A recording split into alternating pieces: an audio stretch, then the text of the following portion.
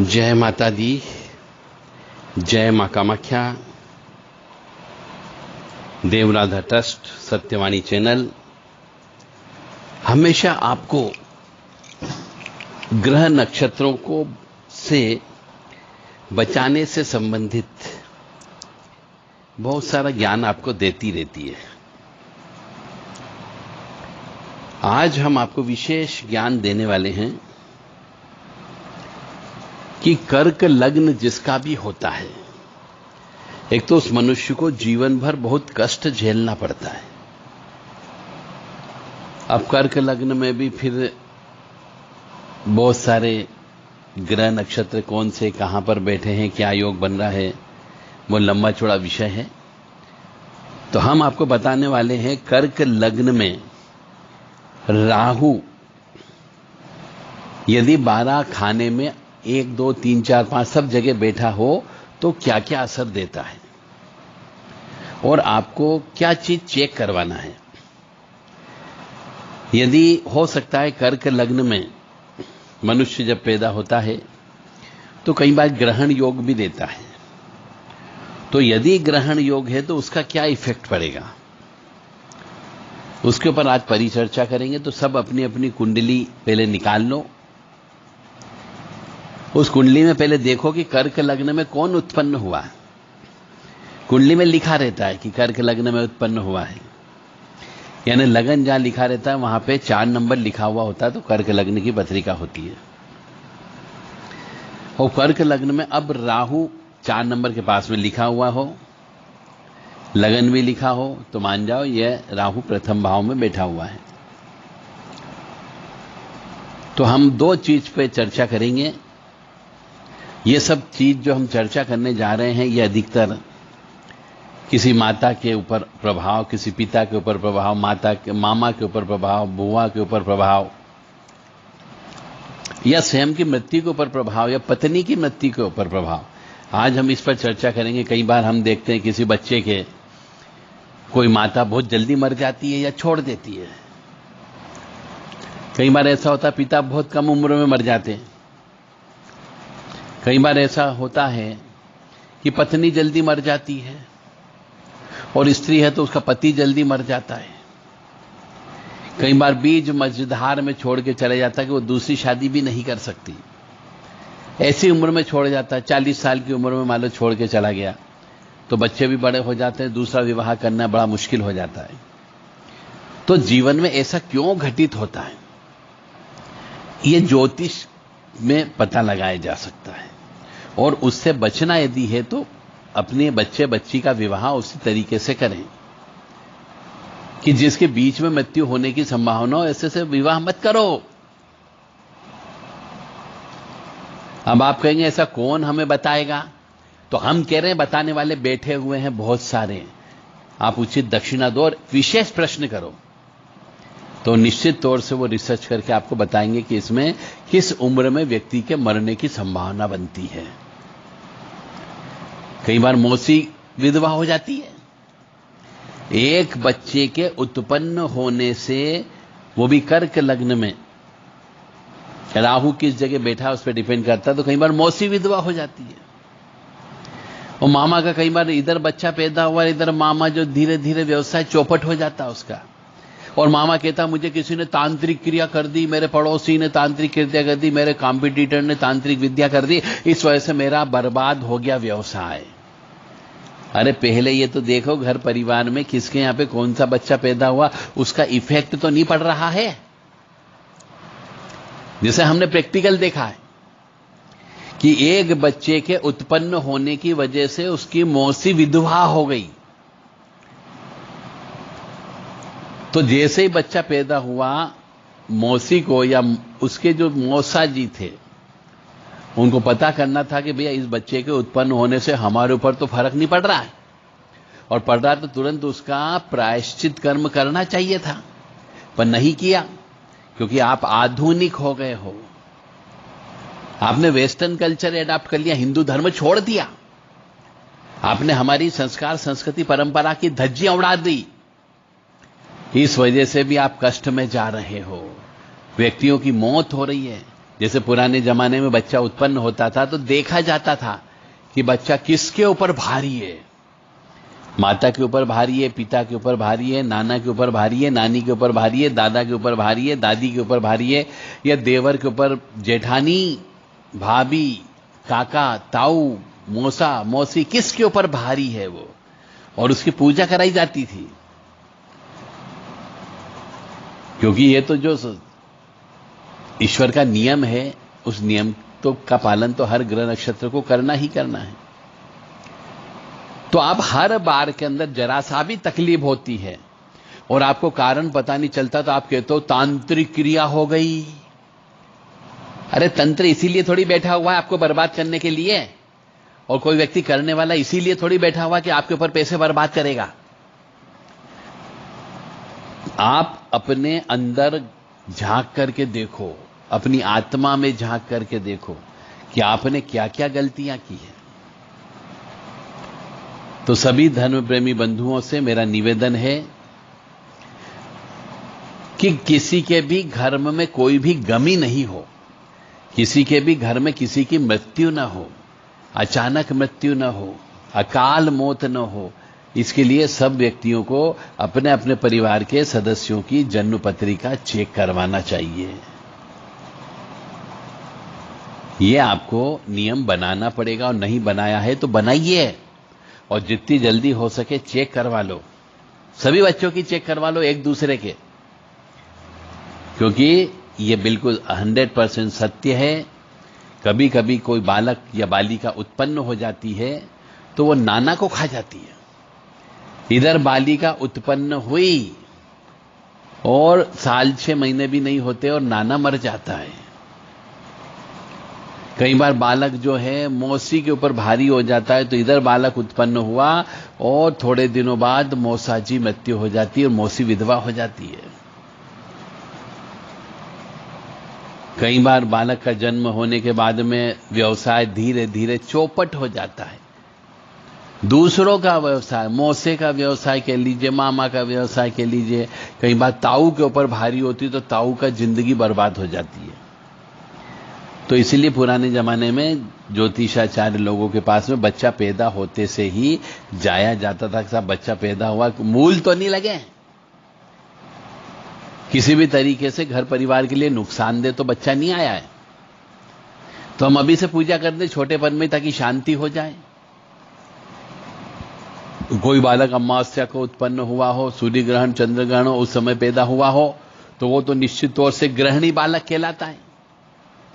और जब ग्रहणी बालक है तो किसी न किसी की तो मौत लेगा ही लेगा, किसी न किसी को तो बर्बाद करेगा।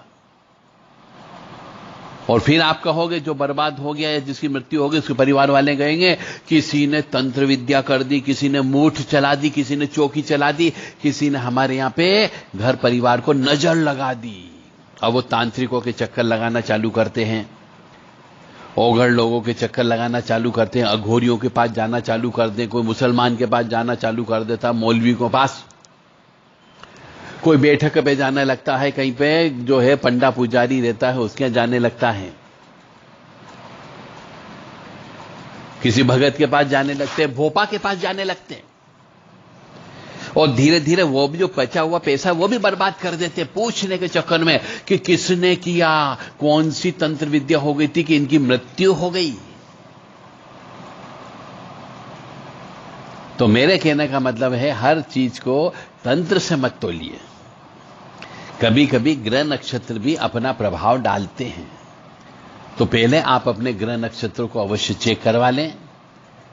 और जो आज हमने जो अनुसंधान किया उस अनुसंधान के ऊपर आपको बताने जा रहे हैं। कर्क लग्न की पत्रिका में राहु की स्थिति पूरे 12 भाव में एक एक करके हम बताएंगे, और राहु के साथ यदि सूर्य चंद्र भी बैठा हुआ हो तो उसको ग्रहण योग बोला जाता है। तो ग्रहण भी योग भी यदि पहले भाव से लेकर के 12 भाव तक ग्रहण योग किसी न किसी के कहीं न कहीं यदि होता है तो उसका क्या इफेक्ट होगा वो आज हम बताने वाले हैं, क्योंकि बहुत ही रहस्यमय ज्ञान है। इतना गहराई से, विशेष तौर से मृत्यु से संबंधित, कष्ट से संबंधित, परेशानी से संबंधित ज्योतिष लोग नहीं बताते हैं। वो सब अच्छा अच्छा बताते हैं, हरा हरा बताते हैं, जबकि मेरा ऐसा विचार है कि मनुष्य जब पैदा हुआ है तो उसको पालने वाला भी पैदा हुआ है, उसको खिलाने वाला भी पैदा हुआ है। भगवान किसी को भूखा नहीं सुलाता है, परंतु जीवन में जो कष्ट आने वाले वो बताना चाहिए कि ऐसा ऐसा जीवन में कष्ट आने वाला है या जीवन में ऐसा घटित होगा। अभी से चाहो तो उसके देवी देवता को प्रसन्न करो, अभी से चाहो तो उसके निमित्त दान धर्म कर दो, अभी से चाहो तो पूजा पाठ करो, जप तप कर लो, ताकि वो घटना कुछ दिन के लिए टल जाए या छोटे रूप में होकर के निकल जाए। चलते हैं। कर्क लग्न की पत्रिका में यदि राहु प्रथम भाव में बैठा हुआ हो तो क्या क्या होता है वो आज हम बताने लगे हैं। ऐसे मनुष्य का जिसका कर्क लग्न की पत्रिका में राहु प्रथम भाव में बैठा रहता है, ऐसे व्यक्ति का धंधा बार बार बदलते रहता है। सब धंधे में स्थायी नहीं होता है, धंधा बार बार वह बदलता रहता है और वह दूसरों की चुगली बहुत करता है। एक की बात इधर से उधर, उधर से इधर करने में बड़े माहिर होते हैं ऐसे व्यक्ति। और ऐसे व्यक्ति के जीवन में राहु की दशा जब भी आएगी वह अशुभ दशा होती है। अनेक प्रकार के धंधे करता। सबसे बड़ी बात तो जिसका लगन में राहु बैठा हो, कर्क लगन में, उसके धंधे कभी भी स्थिर नहीं रहते हैं।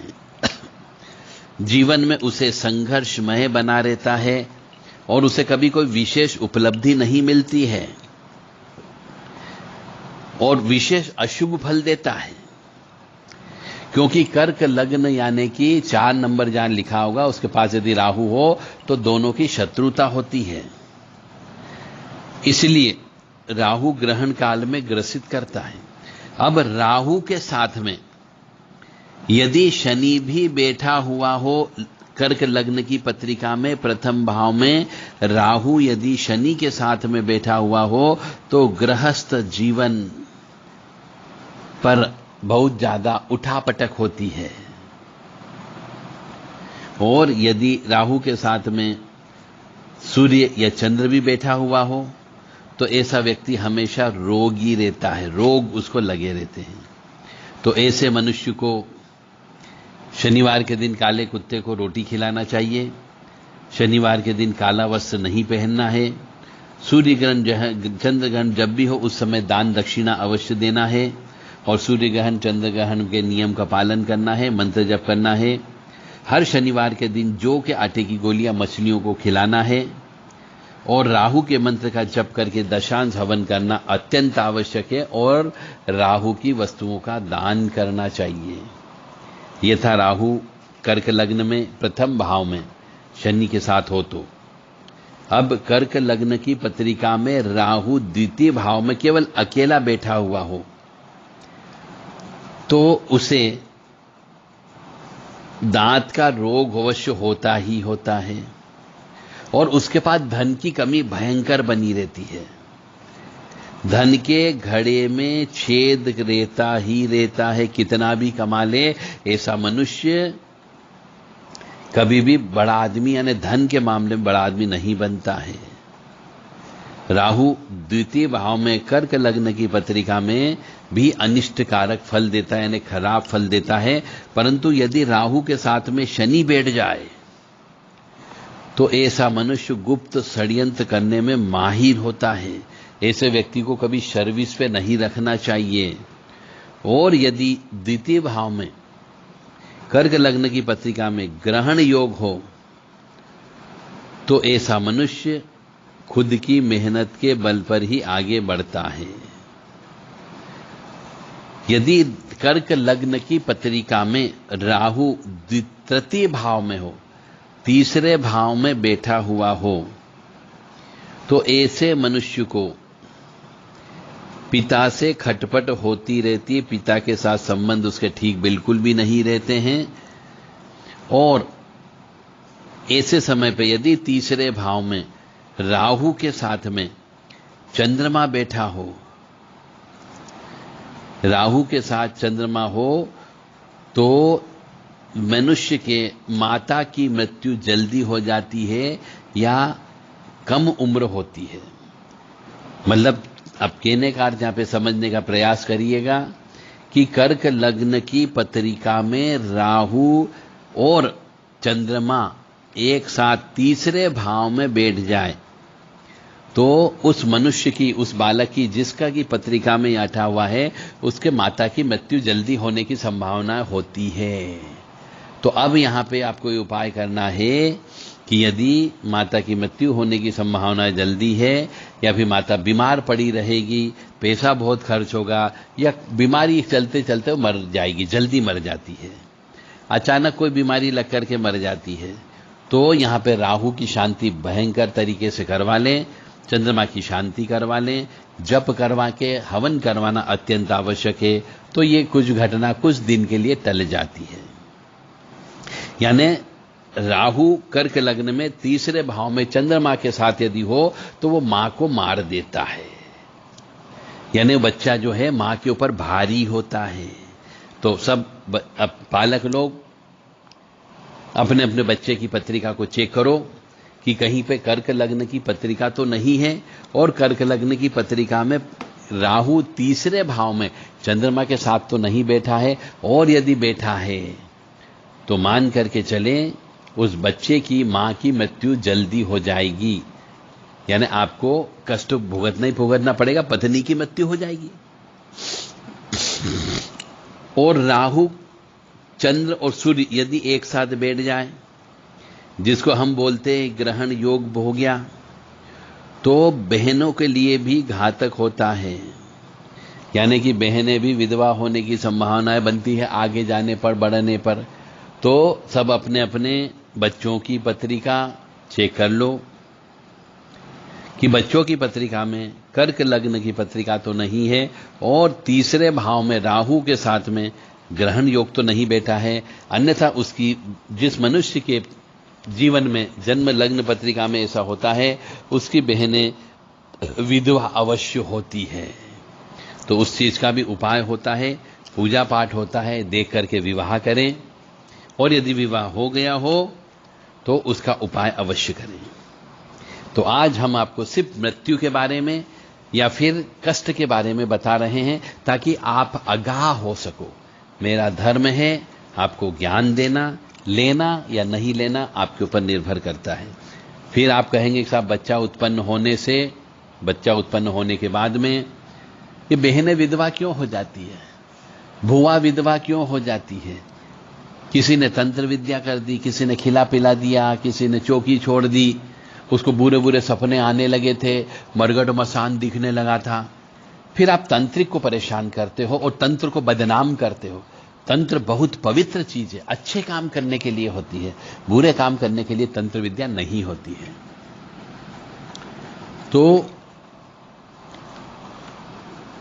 अब अपन आते हैं कर्क लग्न की पत्रिका में यदि राहु चतुर्थ भाव में बैठा हुआ हो तो वाहन सुख कम होता है और माता का सुख कम होता है।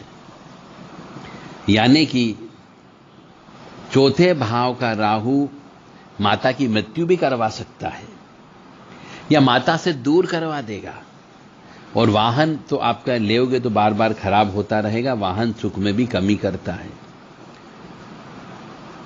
विद्या अध्ययन में भी रुकावटें आ जाती, परिजनों से दूर रहना पड़ता है, कोई न कोई रुकावटें लगी रहती है। और राहु के साथ में यदि ग्रहण योग हो, चंद्र ग्रहण योग हो, मतलब राहु चंद्र कर्क लग्न की पत्रिका में चतुर्थ भाव में बैठा हो तो माता की मृत्यु बहुत जल्दी हो जाती है, क्योंकि यह चौथा स्थान माता का स्थान कहलाता है। तो कर्क लग्न की पत्रिका में राहु और चंद्र यदि ग्रहण योग में बैठा हुआ हो तो माता की मृत्यु बहुत जल्दी हो जाती है, माता पर भारी होता है। ऐसे मनुष्य को मां का सुख प्राप्त नहीं होता है। कर्क लग्न की पत्रिका में राहु यदि पंचम भाव में बैठा हुआ हो तो ऐसे व्यक्तियों को पितृदोष और सर्प दोष होता है। इस वजह से उसके यहां बच्चे पैदा नहीं होते हैं, वंश वृद्धि नहीं होती है। सर्प का श्राप होता है और पितरों का श्राप होता है। परंतु पूजा पाठ करने से बच्चे पैदा हो सकते हैं। और यदि बच्चे पैदा हो गए तो बच्चे बहुत जल्दी मर भी जाते हैं। न पिता के सामने बेटे की मौत होती है। और यदि कर्क लग्न की पत्रिका में पंचम भाव में राहु के साथ में यदि ग्रहण योग हो तो पुत्र नहीं होगी, या पुत्र होगी तो पुत्र जल्दी मर जाएगा, या फिर एक दो गर्भपात भी हो सकते हैं, यानी गर्भ के अंदर ही बच्चे को मर जाते हैं। तो बहुत सी स्त्रियों के, बहुत सी माता बहनों के बच्चे गर्भ में मरते हैं। 3 महीने का आने पर मर जाता है, 4 महीने पर मर जाता है, किसी के 7 महीने पर मर जाते हैं। तो वो उनकी पत्रिका का दोष कहलाता है, न कि किसी का दोष। आप किसी भी तांत्रिक के पास चले जाएंगे, किसी बैठक पे चले जाएंगे, किसी प्रेत के पास चले जाओगे, किसी गुनिया के पास चले जाओगे, भोपे के पास चले जाओगे, भगत के पास चले जाओगे, तो वो यही कहेगा कि भैया तुम्हारे ऊपर तो मसान छोड़ दिया, वो गर्भ में बैठ गया, तुम्हारे बच्चे को खा रहा है। और कहेगा पूजा करना पड़ेगी, और आपसे 10-20 हजार रुपए झटक लेगा। जबकि दोष क्या है? दोष है आपके पिछले जन्म के कर्मों का फल की कर्क लग्न की पत्रिका में राहु पंचम भाव में चंद्रमा के साथ में बैठ गया। ग्रहण योग है। अब ग्रहण योग है तो जिंदगी पर तो ग्रहण लगेगा ही लगेगा। पंचम भाव क्योंकि पुत्र का भाव होता है, तो वो पुत्र उत्पन्न ही नहीं होने देगा, पेट के अंदर ही बच्चे मर जाएंगे। और फिर आप किसी तांत्रिक के पास चले गए तो तांत्रिक ने बोल दिया कि तुम्हें कलवा वीर लग गया, इसलिए वो बच्चे को खा रहा है, तो शक्तियों को बदनाम करता है। और दोष किसी और पे देता कि तुम्हारे घर परिवार वाले ने कर दिया, तुम्हारी कोख बांध दी, तुम्हारे ऊपर ये कलवा वीर छोड़ दिया गया जो गर्भ में बच्चे को खा रहा है। शक्तियों को बदनाम करता है, तंत्र को बदनाम कर देते हैं, और दोष आपके पिछले जन्म के कर्मों का, पाप कर्मों का फल है। इसकी प्रायश्चित पूजा होती, प्रायश्चित पूजा करना चाहिए, परंतु इतनी गहराई से कौन बताएगा? तांत्रिक लोग अपनी रोटियां सेकेंगे, क्यों बताएंगे वो लोग? और गुनिया, भोपा, झोपा वाले जितने भी होते हैं, भगत होते हैं, पंडा लोग होते हैं, इनको भी तो अपने जेब की पड़ी हुई होती है। तो ये क्यों आपसे बोलेंगे कि साहब आपके ग्रह नक्षत्रों का दोष है, पिछले जन्म में तुमने मां का सेवा नहीं की, इसलिए मां का श्राप लगा हुआ है कि जा तेरे यहां बच्चे पैदा नहीं होंगे, तो नहीं होंगे बच्चे पैदा। अब उस श्राप की विमुक्ति के लिए कार्य करो कि यदि कोई स्त्री है तो उसे अपने सास की एक मां समान सेवा करना चाहिए। रोज सवेरे उठ करके चरण स्पर्श करना चाहिए, और रात को सोने के पहले अपनी सास के पैर दबा करके ही सोए। रोजाना उठ करके अपने सास से आशीर्वाद प्रदान करे, और सास को किसी प्रकार की तकलीफ न होने दे, तो सास के आशीर्वाद से उसके यहां बच्चे पैदा हो सकते हैं। पर कौन बताएगा? सबको पैसे की पड़ी हुई है। हम आपको रिसर्च करके बता रहे हैं कि आंखें खोलो, किसी तांत्रिकों के, गुनिया लोगों के चक्कर में मत फंसो, अन्यथा बर्बाद हो जाओगे। तो पंचम भाव कर्क ऐसे ही हर लग्न में कहीं न कहीं पे होता है। ये आज हम रिसर्च कर रहे हैं केवल कर्क लग्न के बारे में, कि कर्क लग्न की पत्रिका हो। कर्क लग्न का मतलब हो गया 4 नंबर लगन के साथ में सबसे ऊपर लिखा हुआ हो तो कर्क लग्न की पत्रिका होती है। यदि आपके परिवार में किसी भी बालक बालिका की, स्वयं की पत्नी की या पति की, या आपके साथ और कोई भी मनुष्य रहता हो, तो उनकी पत्रिका अवश्य चेक करा लें कि कर्क लग्न की पत्रिका तो नहीं है। उसमें देखें कि राहु कहां पर बैठा हो। मैं राहु के बारे में ही बता रहा हूं। और बैठने के साथ साथ उसके साथ में यदि शनि या चंद्र बैठ जाए तो क्या होता है, परिवार के किस सदस्य की मृत्यु होगी, परिवार के किस सदस्य के ऊपर उसका प्रभाव पड़ेगा, वो आज हम आपको खोल के बता रहे हैं। तो कर्क लग्न की पत्रिका में राहु पंचम भाव में यदि ग्रहण योग है, यानी राहु के साथ में चंद्रमा भी बैठा हुआ हो, तो पुत्र नहीं होगा, या कम उम्र वाला पुत्र होगा, या फिर पेट में ही बच्चे मर जाएंगे। तो किसी पे इल्जाम मत लगाना, इसको हम बोलते हैं ग्रहण योग। इसके लिए उपाय भी है कि संतान गोपाल का पाठ करो, राहु के तांत्रिक मंत्र होते हैं उनका जप करो, हवन करो, तर्पण करो, राहु की वस्तुओं का दान करो, क्योंकि दान देने से पाप कटते हैं, और जप और हवन कराने से तपना बोलते हैं इसको, तप हो जाता है। तो जप भी हो गया, तप भी हो गया, दान भी हो गया, तो आपको वो शक्ति जो प्रायश्चित है, पिछले जन्म का श्राप है, वो श्राप विमुक्त कर देती है, और आपके यहां बच्चे पैदा होने लगते हैं। इसलिए मैं दान के ऊपर ज्यादा स्ट्रेस देता हूं, दान के ऊपर ज्यादा वजन देता हूं, दान के बारे में ज्यादा बोलता हूं कि मनुष्य को दान करना चाहिए। दान देने से पाप कटते हैं, पाप कटने से आनंद मिलता है, सुख मिलता है, और जब आनंद और सुख मिलता है तो परमानंद की प्राप्ति होती है, भगवान के पास, भगवान में लीन होने का आपका मन करेगा। और यदि पापी आत्मा होगी, यदि आपने पाप कर्म रखा, पाप का प्रायश्चित नहीं करते हो, तो निश्चित तौर से कष्ट भुगतना पड़ेगा, आपको दुख होगी, तकलीफ होगी, परेशानी होगी, दरिद्रता में जियोगे, तो भगवान का नाम कैसे लोगे? क्योंकि आपका मन लगेगा ही नहीं भगवान की पूजा करने में। तो भगवान की पूजा करने के लिए मन में शांति भी होना चाहिए। अशांत मनुष्य कैसे भगवान की पूजा करेगा? नहीं कर सकता, क्योंकि उसको तो पेट में दर्द हो रहा है, क्योंकि उसको तो गर्भ में दर्द हो रहा है, क्योंकि उसको तो मस्तिष्क में दर्द हो रहा है। कैसे भगवान की पूजा करेगा? तो यदि अपने पापों का शमन करना हो तो दान देना पड़ेगा। दान से पाप कटते हैं, पाप कटने से सुख मिलता है, सुख से आनंद मिलता है, आनंद से परमानंद की प्राप्ति होती है। और पंचम भाव में यदि राहु बैठ जाए तो पितृदोष भी होता है और सर्प दोष भी होता है। इसकी वजह से बच्चे उत्पन्न नहीं होते, तो मनुष्य को पितृदोष की शांति की पूजा हर साल कराते रहना चाहिए। और नाग दोष की उत्पत्ति भी हो जाती है तो सर्प श्राप हो जाता है, तो सांपों की पूजा करना चाहिए, सांपों का मंदिर बनाना चाहिए, तो जिंदगी में वो सुखी रह सकता है, अन्यथा सुखी नहीं रह सकता। अब कर्क लग्न की पत्रिका में यदि राहु छठे भाव में बैठ जाए तो छठा भाव राहु का, उसके अंदर जैसा कि बोला जाता है कि छठा भाव खराब होता है, छठे भाव के अंदर बीमारियां आती है, गुप्त रोग लगते हैं, गुदा रोग होता है, लिंग का रोग हो जाता है, और गुप्त शत्रु परेशान करते हैं, और शत्रु पक्ष से कोई न कोई चिंता बनी रहती कि कोई व्यक्ति हम पर हमला न कर दे। तो यह है कर्क लग्न में राहु छठे भाव में यदि बैठा हुआ हो तो। और यदि राहु के साथ में चंद्रमा बैठ जाए तो मनुष्य हमेशा भयग्रस्त रहता है, उसे डर लगा रहेगा, चिंता रहेगी उसको जिंदगी भर। और यदि राहु, चंद्र और सूर्य तीनों एक साथ बैठ जाए छठे भाव में तो मामा मौसी के लिए बर्बाद हो जाते हैं और मौसियां विधवा हो जाती है, यानी कि मौसा की मृत्यु होना ही होना है।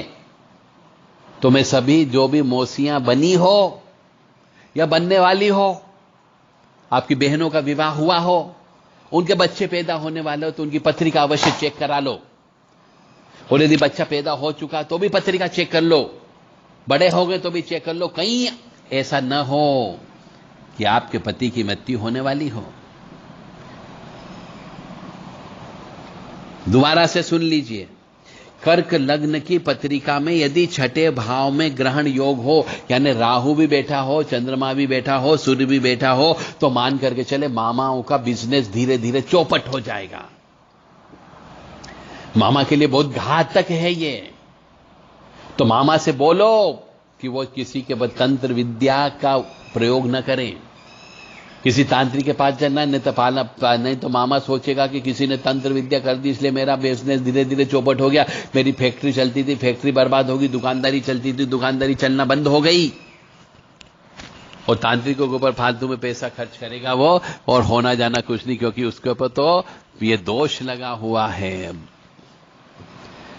और मौसियां यदि है तो मौसी से कह दो, और यदि आप खुद मौसी हो तो अपने दूसरे बहन के बच्चे हैं तो उनकी पत्रिका को चेक करवा लो कि कहीं पर उसकी बच्चों की पत्रिका में राहु, चंद्र और सूर्य छठे भाव में तो नहीं बैठा है कर्क लग्न में, अन्यथा मौसा की मृत्यु होने की संभावना है। तो उसका भी इलाज होता है। हर चीज का प्रायश्चित कर्म है भगवान ने। हिंदू सनातन धर्म में यदि आपने कोई गलती कर दी है तो उसका प्रायश्चित कर्म किया जाता है, पूजा पाठ किया जाता है। राहु कवच का नित्य पाठ करना चाहिए, चांदी की ठोस गोली अपने जेब में रखना चाहिए। राहु की वस्तुओं का, जैसे मैं कहता हूं, दान देना चाहिए, दान से पाप कटते हैं। और ठंड के दिनों में कंबल गरीब व्यक्तियों के ऊपर चुपचाप ओढ़ा करके आ जाना चाहिए। अब कर्क लग्न की पत्रिका में राहु यदि सप्तम भाव में बैठ जाए, यानी पति पत्नी वाले स्थान पे यदि केवल राहु बैठा हो, तो ऐसा मनुष्य अंतर जाति विवाह करता है, अपने समाज में विवाह नहीं करता है, अपनी पसंद की शादी करता है, और कई बार उसके विवाह टूटते हैं। यानी सप्तम भाव में कर्क लग्न में यदि राहु बैठा हो तो ऐसी यदि कोई स्त्री है तो वो चरित्रहीन स्त्री मानी जाएगी, और यदि पुरुष बैठा है तो पुरुष चरित्रहीन माना जाएगा। ऐसे स्त्री या पुरुष जो भी हो उसको 2-2, 3-3 विवाह अपने जीवन में करना पड़ते हैं। और यदि कोई मनुष्य बिना विवाह के किसी स्त्री के साथ संसर्ग करता है तो वो धीरे धीरे बर्बाद हो जाता है, कंगाल हो जाता है। कर्क लग्न की पत्रिका में राहु सप्तम भाव में बैठा हो तो ऐसा मनुष्य यदि पुरुष है तो उसकी पत्नी अवश्य मर जाएगी या छोड़ करके चली जाएगी, और यदि स्त्री के भाग्य में बैठा हुआ है तो पुरुष की मृत्यु हो जाएगी, वो विधवा हो जाती है या फिर तलाक हो जाता है या फिर परित्याग कर दिया जाता है। आज मैं सब चीज खराबी बता रहा हूं ताकि आपकी आंखें खुल सके कि जीवन में खराब क्यों होता है। लोबा कहते हैं कि जब दिन आया है तो रात भी आएगी, रात आई है तो दिन भी आया है। यदि सुख आया है तो दुख भी आएगा, और दुख आया है तो सुख भी आएगा। ये तो प्रकृति का नियम है, क्योंकि ग्रह नक्षत्र बदलते रहते हैं। जैसा ग्रह आता है उसकी किरणें आप तक आती है, उसका प्रभाव आपके मन मस्तिष्क पर पड़ता है और आप वैसा ही कर्म करने लग जाते हो। अचानक रास्ते चलते बीमारी लग जाती है और 3-4 दिन में मनुष्य मर जाता है। तो कर्क लग्न की पत्रिका में राहु यदि सप्तम भाव में बैठा हो तो ऐसा मनुष्य अपनी मर्जी से विवाह करता है, प्रेम विवाह करता है, 2-2, 3-3 विवाह करता है। कई बार तो ऐसा भी देखा गया है, अनुसंधान में यह भी आया है सामने। तो ऐसे से विवाह नहीं करना चाहिए, चाहे लड़की हो या लड़का हो, चरित्रहीन भी हो सकता है। और यदि राहु शनि एक साथ बैठ गया, कर्क लग्न की पत्रिका में राहु शनि यदि एक साथ बैठ गया तो ऐसी स्त्री के 3-3 विवाह होते हैं लीगल वे में, और 2-3 के साथ ऐसे ही संबंध बनते हैं, 5-6 के साथ वो जिंदगी गुजारती है। इसलिए ऐसी स्त्री या ऐसे पुरुष के साथ भी विवाह मत करो। और देख लो अपने घर में पहले पत्रिका उठा करके, पति की देख लो, पत्नी की देख लो, बच्चों की देख लो, कहीं कर्क लग्न की पत्रिका में शनि राहु तो नहीं बैठा हुआ है। और यदि बैठा हुआ हो तो उसका इलाज करो तुरंत, जितनी जल्दी हो सके। राहु की शांति करा लो, पहले तो पत्रिका चेक करा लो किसी अच्छे बड़े बुजुर्ग व्यक्ति से, किसी अनुभवी व्यक्ति से कराओ। और एक ही प्रश्न करो कि राहु यदि कर्क लग्न की पत्रिका में सप्तम भाव में बैठ जाए तो क्या होगा, और शनि के साथ बैठ जाए तो क्या होगा। बस हमें तो एक प्रश्न का उत्तर चाहिए। तो राहु की वस्तुओं का दान देना चाहिए और बूढ़ी और बेसहारा स्त्रियों की सेवा करना चाहिए। और यदि सप्तम भाव में, कर्क लग्न की पत्रिका में सप्तम भाव में यदि ग्रहण योग हो, यानी राहु भी बैठा हो, चंद्र भी बैठा हो, सूर्य भी बैठा हो, तो ऐसे मनुष्य स्वयं बहुत जल्दी मर जाता है। और चंद्र ग्रहण हो तो स्त्री का स्वभाव अच्छा न होने से गृहस्थ संसार टूट जाता है। यानी कि कर्क लग्न की पत्रिका में चंद्र, सूर्य और राहु एक साथ बैठ जाए तो ऐसे मनुष्य को तो मेरे हिसाब से विवाह ही नहीं करना चाहिए, क्योंकि उसकी खुद की मृत्यु जल्दी होने वाली है। और कर्क लग्न की पत्रिका में यदि राहु अष्टम भाव का हो जाए तो राहु की दशा बड़ी अनिष्ट होती है। हमेशा उसको यदि कोई सांप काटने से मृत्यु होने की संभावना होगी, कोई दवाई के रिएक्शन से मृत्यु होने की संभावना होगी, फोड़े फुंसी से संभावना होगी, कैंसर रोग भी हो सकता है उसको, यानी बीमारी की वजह से ही उसकी मृत्यु होती है, या फिर सांप को काटने से मृत्यु हो जाती है।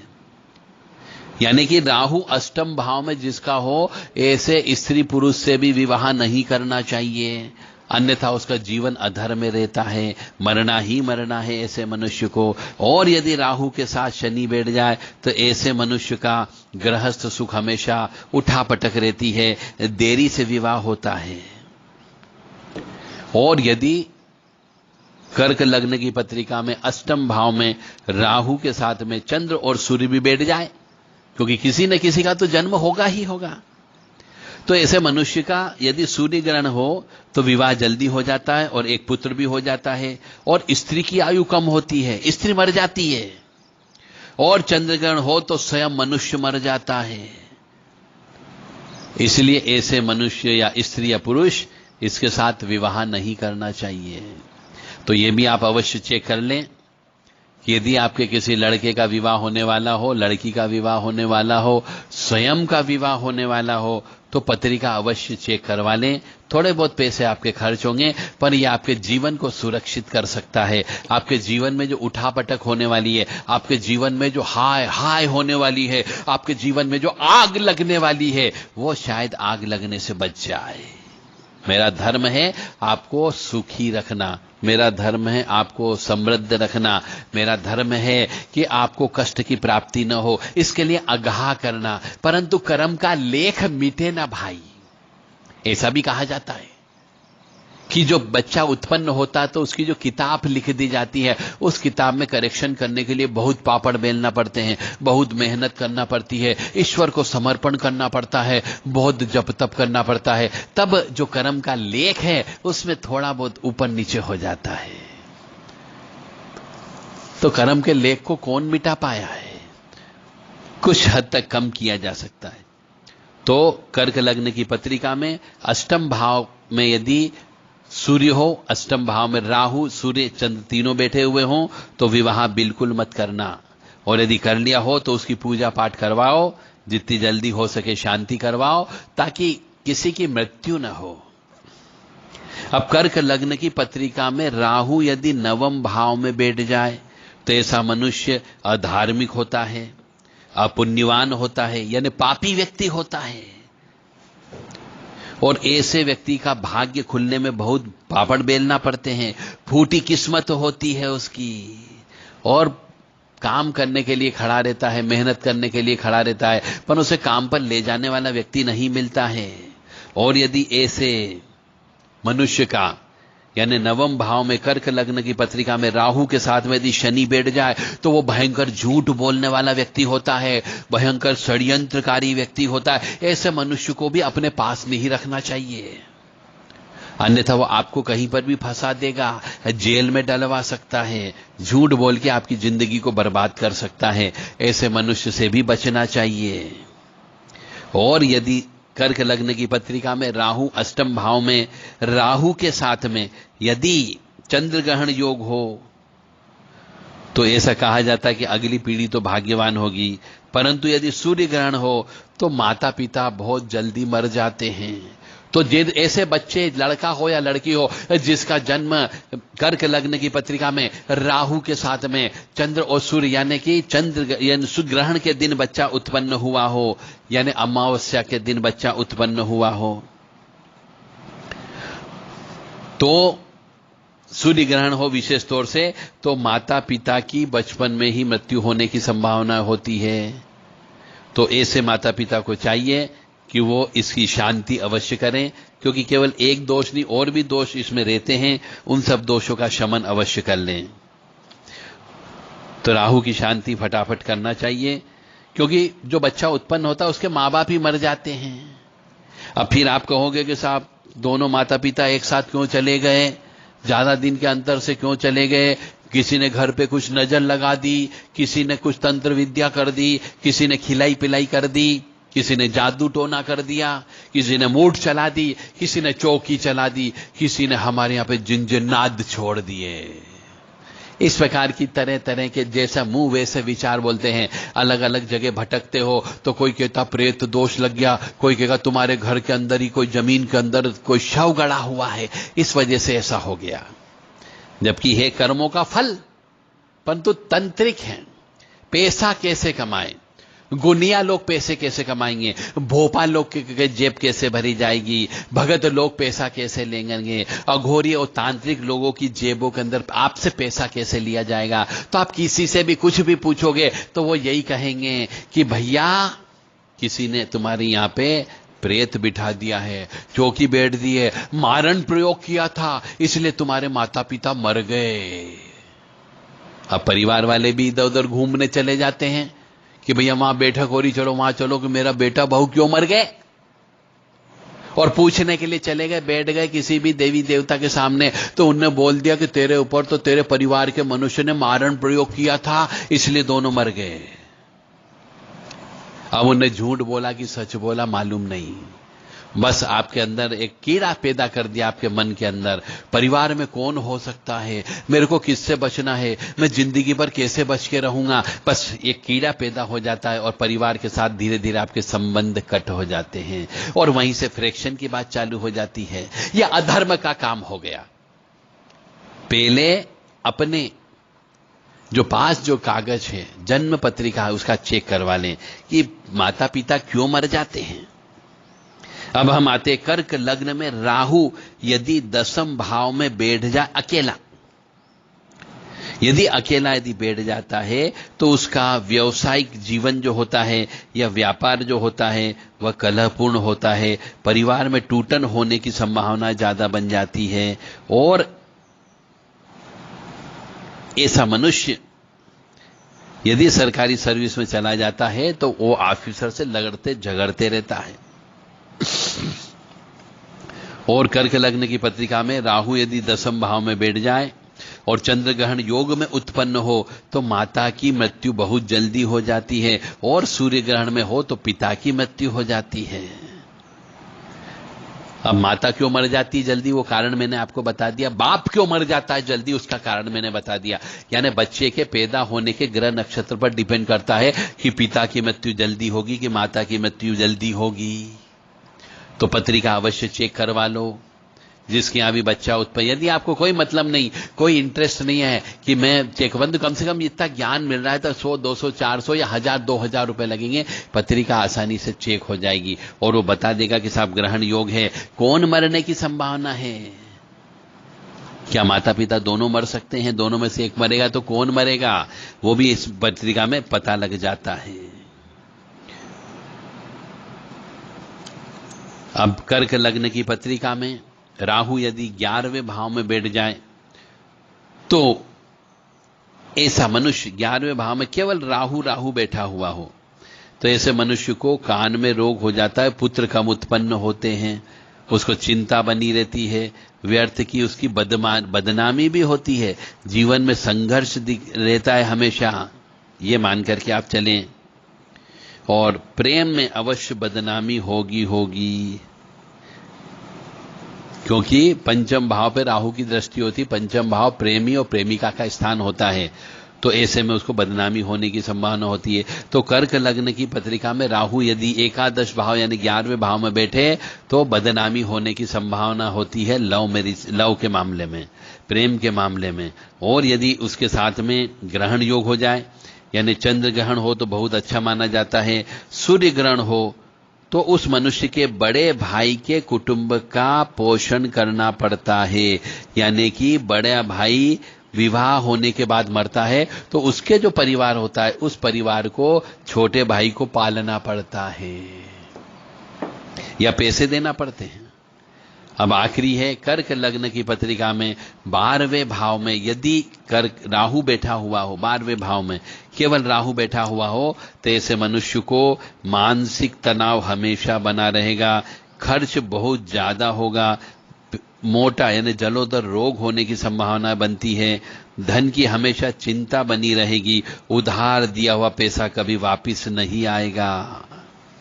और यदि ग्रहण योग हो जाए तो चंद्र ग्रहण हो तो जो मनुष्य जिसके भी कर्क लग्न की पत्रिका में राहु 12वें भाव में बैठा हो, ऐसे मनुष्य में यदि चंद्र ग्रहण बैठा हुआ हो तो उसका बुढ़ापा बहुत अच्छा नहीं जाता है, उसे बुढ़ापे में बहुत कष्ट सहना पड़ता है। और सूर्य ग्रहण हो तो वृद्धावस्था में धन की भयंकर तकलीफ होती है, उस वजह से भी उसे कष्ट भुगतना पड़ता है।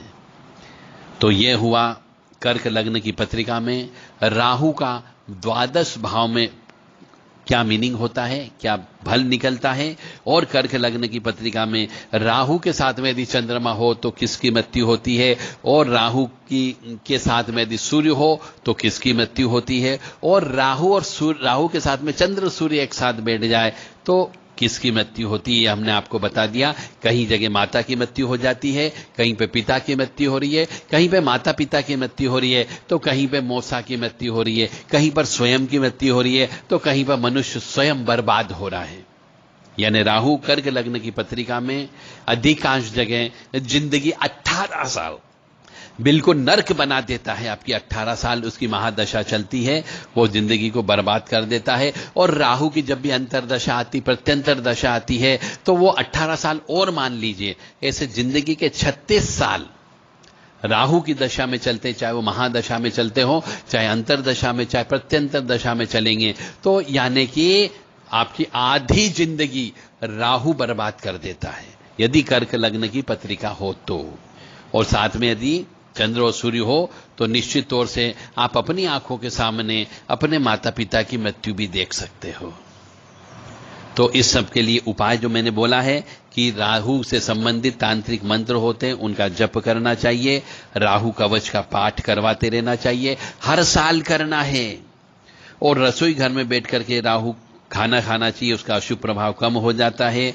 राहु से संबंधित चीजों का दान करना चाहिए, हवन करना चाहिए, और शनि की पूजा अवश्य करें। और राहु से बचना है तो मां भगवती, जगत जननी, आद्य शक्ति भवानी, दुर्गा महारानी की सेवा अवसर अच्छा से अच्छा करना चाहिए, ज्यादा से ज्यादा उपवास रखना चाहिए देवी मां के नाम पर। उनके निमित्त जो भी आपसे बन पड़े उतना दान धर्म अवश्य करें, ताकि किसी की मृत्यु न हो, और हो तो ऐसे समय पे हो कि ज्यादा तकलीफ न हो।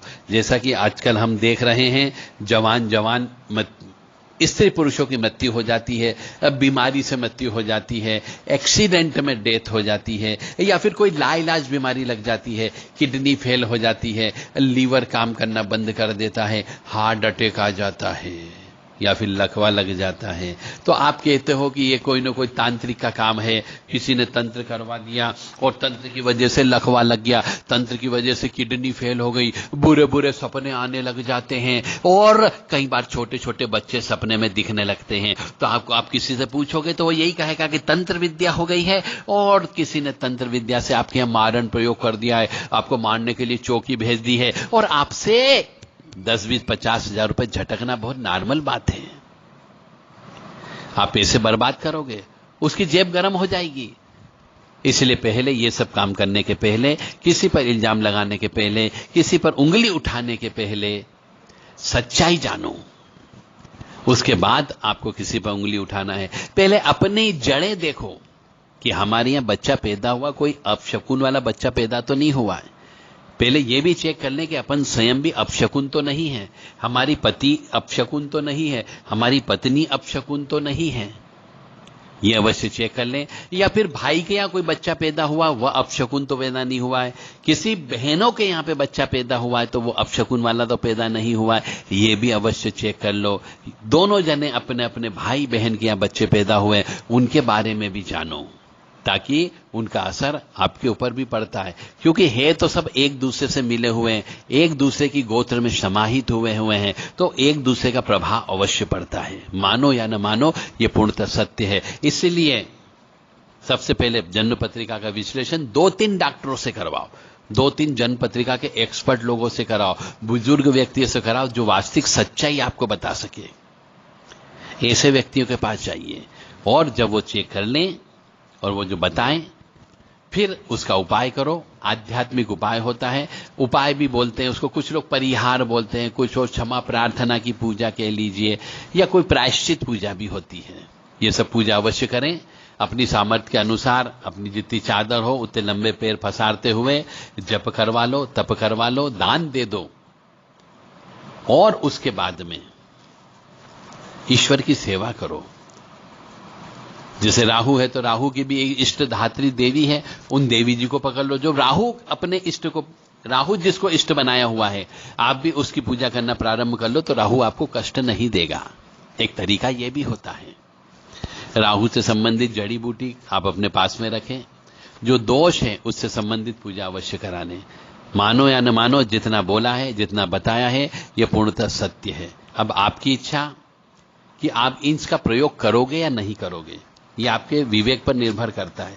आप चाहें तो अपने मित्र गणों के यहां भी इस चीज को फॉरवर्ड कर सकते हो, बता सकते हो, ताकि उनके भी ज्ञान के चक्षु खुलें और वो भी इस चीज को समझ सकें। जय माता दी, जय मां कामाख्या। मां भगवती जगत जननी वह अखिल ब्रह्मांड की अधिष्ठात्री देवी है। जिसको भगवती महामाया जगदंबिका भी कहा जाता है। मंगलमयी है, करुणामयी है, जगत जननी है, आद्य शक्ति भी बोला जाता है, उसको आदि माया भवानी भी बोला जाता है। भक्त वत्सला है, न भक्तों से प्रेम करने वाली है, परम शक्तिशालिनी, उसके आगे किसी की नहीं चलती है, आह्लादिनी शक्ति है, यानी बहुत प्रसन्न रहने वाली है, असुर नाशिनी है, राक्षसों का वध करने वाली है, कष्ट निवारिणी है, आपके कष्टों को दूर करने वाली है, और दुख निवारिणी यानी दुखों को दूर करने वाली है। महिषासुर का जिसने नाश किया मर्दिनी है, मधुकैटभ का जिसने नाश किया वो मधुकैटभ का हत्या करने हंत्री है, चंडमुंड नाशिनी, चंद्रमुंड का नाश करने वाली है, रक्त बीज को विनाश करने वाली है, और शुंभ निशुंभ का मर्दन करने वाली है, धूम्र लोचन को समाप्त करने वाली है, सिंह पर बैठने वाली देवी जी है, वो पाप नाशिनी है, क्लेश का नाश करने वाली है, सर्व दुष्ट को नाश करने वाली है, सब शत्रुओं का नाश करने वाली है, और सर्व सृष्टिकारिणी वन सृष्टि को चलाने वाली है, परमेश्वरी है, सत्य विज्ञान स्वरूपा है, नित्या है, पराम्बा है, जिसको आज तक कोई पहचान नहीं पाया, निर्गुणा है, उसका कोई आकार नहीं है, अविनाशी है, जिसका कोई आज तक कभी नाश नहीं होता है, अजन्मा है, साक्षात ब्रह्म सद आनंद प्रदान करने वाली, वरदायिनी भी है, कल्याणकारी भी है, महामाया भी है। वह आपको सुखी रखे, स्वस्थ रखे, प्रसन्न रखे, सुख समृद्धि शांति दे और सद्बुद्धि प्रदान करें कि आप अपने परिवार की, अपने रिश्तेदार के जो भी भाई बंधु हैं उन सबके बच्चों की पत्रिका अवश्य चेक कराएं, ताकि आपको परिवार में किसी की अकाल मृत्यु न हो, न बच्चे की हो और न उसके रिश्तेदार की हो, न उसके माता पिता की हो। मैं चाहता हूं सभी व्यक्ति सुखी रहे। सर्वे भवन्तु सुखिनः, सर्वे सन्तु निरामयः, सर्वे भद्राणि पश्यन्तु, मा कश्चित् दुःखभाग् भवेत्। लोकाः समस्ताः सुखिनो भवन्तु, लोकाः समस्ताः सुखिनो भवन्तु, लोकाः समस्ताः सुखिनो भवन्तु। ओम